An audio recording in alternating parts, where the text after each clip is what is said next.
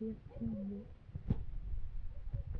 मैं दीपा गोस्वामी आप सभी का मोनिका अकेडमी में स्वागत करती हूँ। दोस्तों, हम आज कविता पढ़ रहे हैं। उनकी कहानी है कविता आदमी काम नहीं है। हिंदी युग देखा, विदेशी युग देखा, छायावाद देखा, प्रकृति देखा। आज हम पढ़ेंगे नई कविता।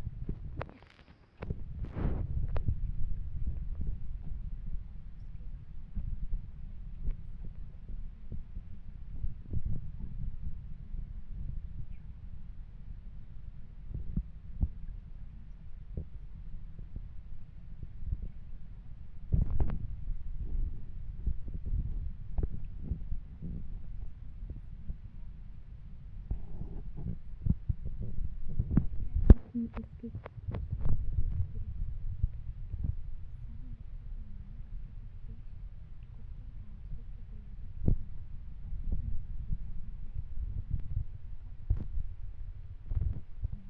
का प्रतिमान स्थापित करने का उद्देश्य किसे जाता है? रामस्वरूप चतुर्वेदी और डॉक्टर जगदीश गुप्त को। ठीक है।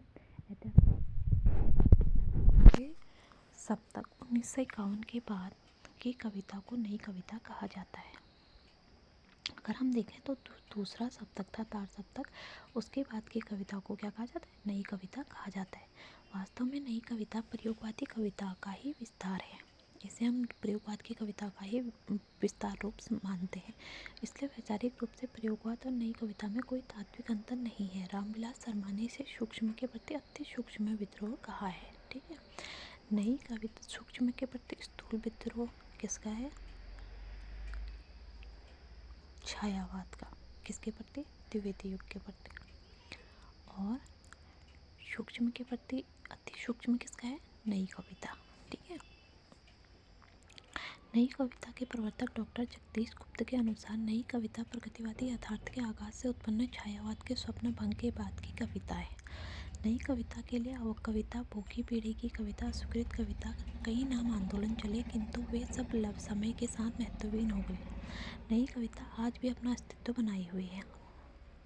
अज्ञे के संपात काल में ही तीसरा सप्तक 1959 से और चौथा सप्तक 1978 प्रकाशित हुए। इन सप्तकों के कवि नए कवि कहे जा सकते हैं। ठीक है। तीसरे सप्तक के कवि प्रयाग नारायण त्रिपाठी, कुंवर नारायण, कीर्ति चौधरी, केदारनाथ सिंह, मदन वात्सायन, विजय देव नारायण साई और सर्वेश्वर दयाल सक्सेना। तीसरे सप्तक के दोस्तों ये कवि आपको याद ही रखने पड़ेंगे, पहले, दूसरे, तीसरे, चौथे सबके। ठीक है।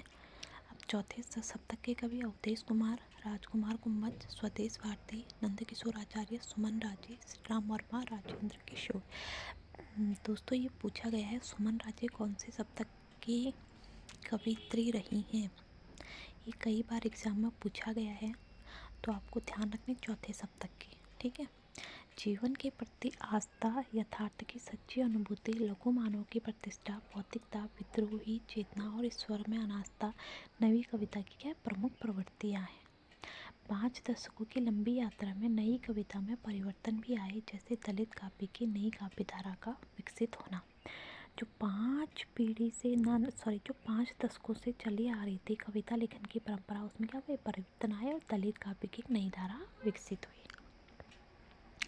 आगे देखिए, काव्य भाषा की दृष्टि से नई कविता की भाषा मुख्यतः बोलचाल की भाषा है। उसमें लोक भाषा की प्रवृत्ति प्रविष्ट है। लाक्षणिकता के कारण इसमें व्यंग का पैनापन है। ठीक है। आधुनिक के बिंबों का विधान है। प्रतीकों के रूप और प्रयोग में विविधता है। नई कविता पूर्णतः मुक्तक छंद की कविता है। आपको ये भी ध्यान रखना है नई कविता में किस छंद का प्रयोग किया गया है। नवी कविता में किस छंद का प्रयोग किया गया है? मुक्तक छंद का प्रयोग किया गया है। लोकगीतों की धुनों पर छंदों का प्रयोग अवश्य हुआ है। जो लोकगीत है उनको भी क्या रखा गया है? इसमें रखा गया है। ठीक है। नई कविता प्रमुख रूप से मुक्तक रूप में है, किंतु कथात्मक लंबी कविता का चलन इसकी देन है। ठीक है। इसकी देन क्या? कथात्मक एवं लंबी कविताएं। अब देखिए कवि और काव्य रचनाएं। ओके, इनके आपको याद रखनी है। इत्यलम, चिंता, हरी घास पर क्षणभर, बावरा हेरी, हरिओ करुणा, प्रभामयी, इंद्रधनुष रोते हुए, आंगन के पार द्वार, सागर मुद्रा, असाध्य वीणा, महावृक्ष के नीचे क्योंकि मैं उसे जानता हूँ, अब इसमें याद कौन कौन से रखने हैं आपको? वैसे तो सभी याद रखने हैं, लेकिन जो आपको हर हाल में याद रखने हैं, ठीक है, जो आपके बाय हार्ट याद, जिसे हम कहते हैं कि बाय हार्ट उसे याद है, ऐसे होना चाहिए। और वैसे तो आपको सभी याद रखने हैं, लेकिन कुछ चीज़ें ऐसे कि आपके मुंह में हमेशा ये चीज़ें रहनी चाहिए, जैसे इत्यलम, चिंता, हरे घास पर क्षण भर, इंद्रधनुष रोते हुए, और आपको रखना है समुद्र के पार, असाध्य वीणा। ये तो आपको याद ही रखने हैं, ठीक है। मुक्ति बोध, चाँद का मुँह टेढ़ा, भूरी भूरी खाक धूल, इनके दोनों याद रखने हैं। धर्मवीर भारती, ठंडा लोहा, कनुप्रिया, 7 गीत वर्ष है, इनके भी याद रखने हैं। भवानी प्रसाद मिश्र के गीत फरोश, सन्नाटा, सतपुड़ा के जंगल, बुनी हुई रस्सी, कमल के फूल, सन्नाटा, टूटने का सुख, चकित दुख, चकित है दुख, परिवर्तन जिए, सततल, इतननम, व्यक्तिगत। अब इनके कौन कौन से याद रखने हैं? गीत फरोश, सतपुड़ा के जंगल, सन्नाटा, हाँ,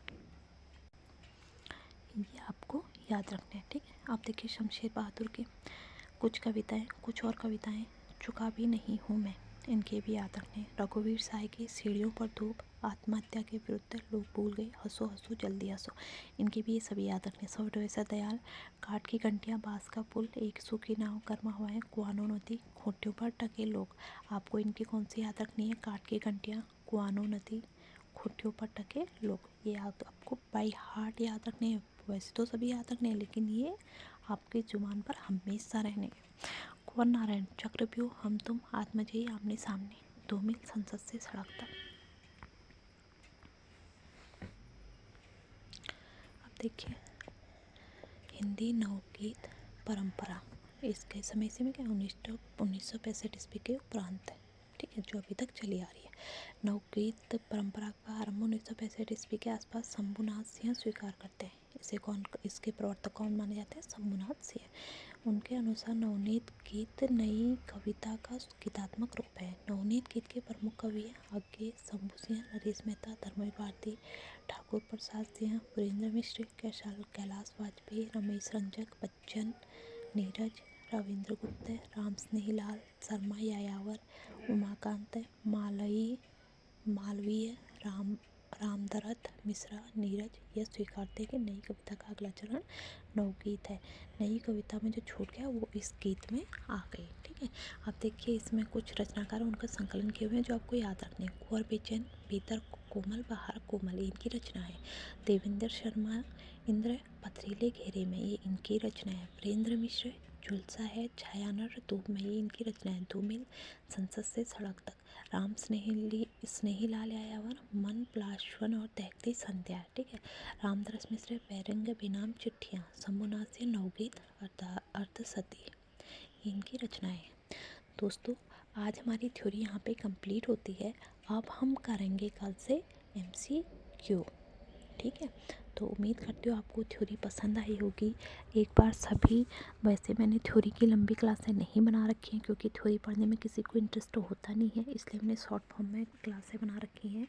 तो उम्मीद करती हूँ कि आप लोगों को थ्योरी पसंद आएगी और आप इसे एक बार देखेंगे ताकि आपका एक बेस अच्छा बन जाए। धन्यवाद।